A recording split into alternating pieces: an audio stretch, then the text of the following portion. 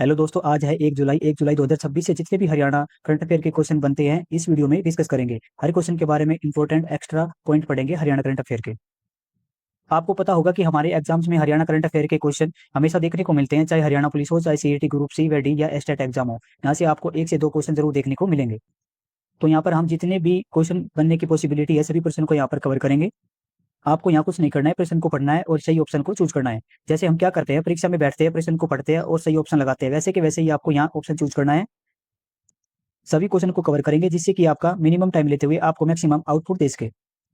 जैसे हम क्या करेंगे, क्वेश्चन को तो कवर करेंगे ही करेंगे, उससे रिलेटेड एग्जाम ओरिएंटेड जितने भी इंपॉर्टेंट पॉइंट बन सकते हैं साथ में उनको भी कवर करेंगे। तो हम शुरू करते हैं आज का प्रश्न नंबर 1। हाल ही में जीआई टैग से सम्मानित सिरसा किन्नू का हरियाणा के कुल किन्नू उत्पादन में लगभग कितना योगदान रहा है? तो इसका सही आंसर हो जाएगा ऑप्शन नंबर सी, 55%। तो किन्नू का हरियाणा के कुल किन्नू उत्पादन में लगभग 55% हिस्सा रहा है। अब हम जान लेते हैं इसके इंपॉर्टेंट पॉइंट के बारे में। सिरसा का किन्नू हाल ही में जीआई ज्योग्राफिकल इंडिकेशन टैग सम्मानित हुआ है। हरियाणा के कुल किन्नू उत्पादन का लगभग 55% योगदान अकेले सिरसा का है। जीआई टैग से मिलने से सिरसा किन्नू की गुणवत्ता और पहचान को कानूनी संरक्षण प्राप्त हुआ है। इस उपलब्धि से किसानों को राष्ट्रीय एवं अंतर्राष्ट्रीय स्तर पर नई पहचान मिलने की संभावना बढ़ी है। अब हम बढ़ते प्रश्न नंबर 2 पर। हरियाणा विजन 2047 के तहत सामाजिक सुरक्षा को मजबूती देने के लिए प्रथम चरण में कितने केयर गिवर्स तैयार किए जाएंगे? तो इसका सही आंसर हो जाएगा ऑप्शन नंबर बी, 1000। अब चलिए हम इसके इंपॉर्टेंट पॉइंट को जान लेते हैं। 35 योजनाओं से सहायता। हरियाणा सरकार द्वारा 35 विभिन्न योजनाओं के माध्यम से बुजुर्गों, दिव्यांगों और वरिष्ठ नागरिकों को पेंशन एवं आर्थिक सहायता प्रदान की जा रही है। नए लाभार्थियों की संख्या पिछले केवल 3 महीनों में 63,000 नए लाभार्थियों को पेंशन योजनाओं के साथ जोड़ा गया है। सीनियर सिटीजन क्लब बुजुर्गों के कल्याण और मनोरंजन के लिए राज्य के प्रत्येक जिले में सीनियर सिटीजन क्लब स्थापित किए जाएंगे। अब हम बढ़ते प्रश्न नंबर अगले पर। हरियाणा विजन 2047 के तहत राज्य के किन जिलों में एआई आर्टिफिशियल इंटेलिजेंस आधारित डिजिटल कॉलेज स्थापित किए जाएंगे? तो इसका सही आंसर हो जाएगा पंचकुला एवं गुरुग्राम। हम इसके इंपॉर्टेंट पॉइंट को जान लेते हैं। अनुसंधान कोष की स्थापना उच्च शिक्षा में रिसर्च को बढ़ावा देने के लिए 10 करोड़ का उच्च शिक्षा गुणवत्ता एवं अनुसंधान कोष स्थापित किया जा रहा है। अव्वल बालिका योजना, इस योजना के तहत राज्य की मेधावी छात्राओं को प्रोत्साहित करने के लिए स्कूटी प्रदान की जाएगी। पेटेंट शुल्क में छूट। शिक्षा क्षेत्र में शोध एवं नवाचार इनोवेशन को गति देने के लिए पेटेंट शुल्क की 100% प्रतिपूर्ति रिफंड की जाएगी। अब हम बढ़ते हैं अपनी प्रश्न नंबर नेक्स्ट पर। हरियाणा सरकार के हाल ही में हुए फैसले के अनुसार संविदा कर्मचारियों, कॉन्ट्रेक्चुअल एम्प्लॉयज की सेवा सुरक्षा कितने वर्ष की आयु तक सुनिश्चित की जाएगी? तो इसका सही आंसर होगा बी, 58 वर्ष। अब हम इसके इंपॉर्टेंट पॉइंट के बारे में जान लेते हैं। सेवा सुरक्षा की आयु सीमा। हरियाणा में संविदा कर्मचारियों को रोजगार की गारंटी देते हुए 58 वर्ष की आयु तक सेवा सुरक्षा सुनिश्चित की जाएगी। लाभान्वित कर्मचारियों की संख्या। सरकार के इस बड़े फैसले से राज्य के लगभग 1.25 लाख संविदा कर्मचारियों को सीधे तौर पर लाभ मिलेगा। आवेदन की समय सीमा। इस नीति के तहत सेवा सुरक्षा से जुड़े आवेदनों को पूरा करने की अंतिम तिथि 15 अगस्त तय की गई है। अब हम बढ़ते हैं अपने अगले प्रश्न पर। बुजुर्गों के कल्याण को समर्पित नई पहल के तहत हरियाणा में अकेले रहने वाले बुजुर्गों की सुरक्षा और सहायता निम्नलिखित में से किसके द्वारा सुनिश्चित की जाएगी? तो इसका सही आंसर हो जाएगा option number B, Haryana police द्वारा। अब हम इसके इंपॉर्टेंट पॉइंट के बारे में जान लेते हैं।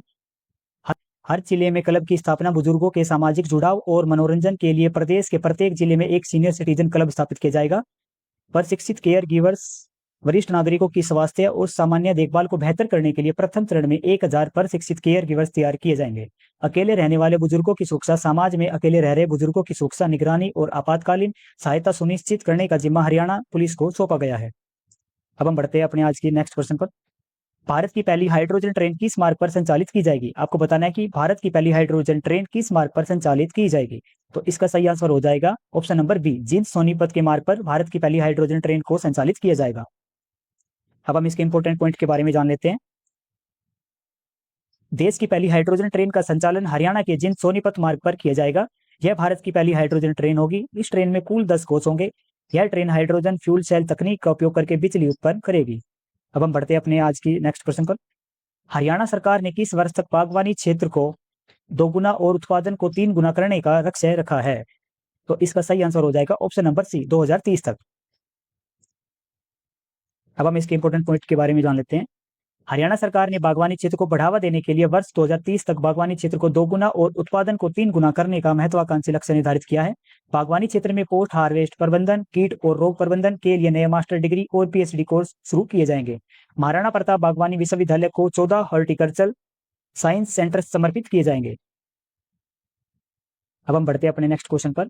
हरियाणा सरकार ने किस कक्षा के इतिहास पाठ्यक्रम में सिख गुरुओं का इतिहास शामिल करने का निर्णय लिया है? तो इसका सही आंसर हो जाएगा बी, 8वीं कक्षा। अब हम इसके इंपॉर्टेंट पॉइंट के बारे में जान लेते हैं। हरियाणा सरकार ने 8वीं कक्षा के इतिहास के पाठ्यक्रम में सिख गुरुओं के गौरवशाली इतिहास को शामिल किया है ताकि विद्यार्थी उनसे प्रेरणा ले सके। 8वीं कक्षा के इतिहास पाठ्यक्रम में सिख गुरुओं का इतिहास शामिल किया गया है। इस पहल से विद्यार्थियों को सिख गुरुओं और बाबा बंदा सिंह बहादुर जी के जीवन से प्रेरणा मिलेगी। अब हम नेक्स्ट क्वेश्चन की ओर बढ़ते हैं। हाल ही में मुख्यमंत्री नायब सिंह सैनी ने नीति आयोग की बैठक में हरियाणा में किस राष्ट्रीय उत्कृष्टता केंद्र सेंटर ऑफ एक्सीलेंस की स्थापना का प्रस्ताव रखा है? इसका सही आंसर हो जाएगा ऑप्शन नंबर सी, कृत्रिम बुद्धिमत्ता एआई उत्कृष्टता केंद्र। अब हम इसके इंपॉर्टेंट पॉइंट के बारे में जान लेते हैं। नीति आयोग की 11वीं काउंसिलिंग बैठक में मुख्यमंत्री नायब सिंह सैनी ने हरियाणा में राष्ट्रीय स्तर के एआई सेंटर ऑफ एक्सीलेंस की स्थापना का प्रस्ताव रखा है। यह राज्य को तकनीकी एवं औद्योगिक हब के रूप में विकसित करने की दिशा में महत्वपूर्ण पहल है। अब हम बढ़ते हैं अपने नेक्स्ट क्वेश्चन पर। हरियाणा सरकार द्वारा विभिन्न विकास योजनाओं के तहत कुल कितनी राशि जारी की गई है? तो इसका सही आंसर हो जाएगा ऑप्शन नंबर सी, 2697 करोड़ रुपए। अब हम इसके इंपॉर्टेंट पॉइंट के बारे में जान लेते हैं। मुख्यमंत्री द्वारा विभिन्न योजनाओं के तहत कुल 2697 करोड़ से अधिक की राशि जारी की गई है। लाडो लक्ष्मी योजना की 8वीं किस्त के रूप में 207.75 करोड़ रुपए जारी किए गए हैं। प्रदेश के 179 गांवों में 23.21 करोड़ रुपए की लागत से एलईडी स्ट्रीट लाइटों का उद्घाटन किया गया है। राज्य में 44 करोड़ की लागत से 350 अटल लाइब्रेरियों का लोकार्पण किया गया है।